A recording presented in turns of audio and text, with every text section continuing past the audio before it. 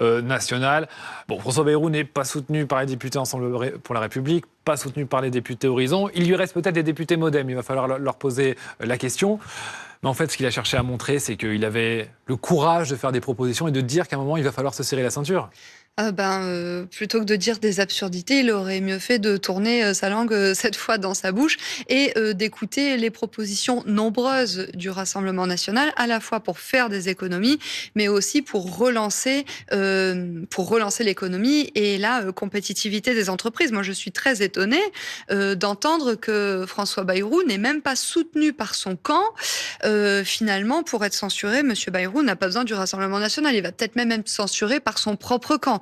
Ça en dit long sur la déconnexion de ce gouvernement qui est fait, qui avance des propositions qui, à mon avis, ne satisferont ni les Français et n'auront pas non plus de mesures d'efficacité. Et dans la même ligne de ce que je viens d'entendre de la part d'un député macroniste, je voudrais indiquer que nous, au Rassemblement national, vous savez, nous sommes très attachés au tourisme et notamment à cette économie particulièrement estivale.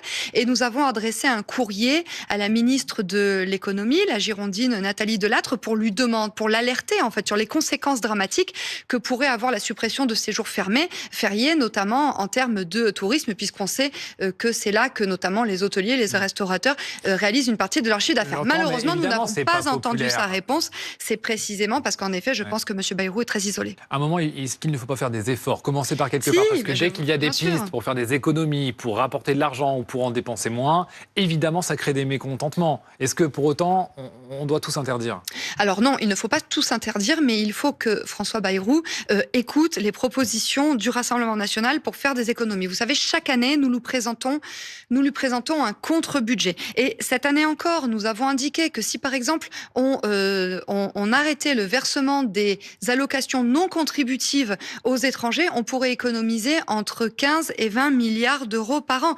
Vous savez, chaque année, au moment du budget, on voit que les associations immigrationnistes engrangent environ 1 milliard d'euros. Là aussi, on pourrait faire des coupes sur les agences de l'État, qui sont souvent coûteuses, inutiles, qui font des doublons, qui servent à recaser les ministres ou les députés battus.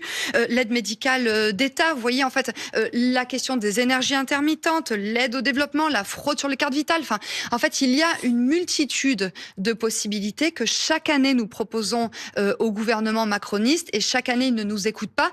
Et c'est la raison pour laquelle finalement la situation ne fait que s'aggraver. Et oui, malheureusement, ce sont 180 entreprises qui ferment dans notre pays chaque jour. Et donc, c'est évidemment pas avec des fermetures d'entreprises qu'on va relancer l'économie.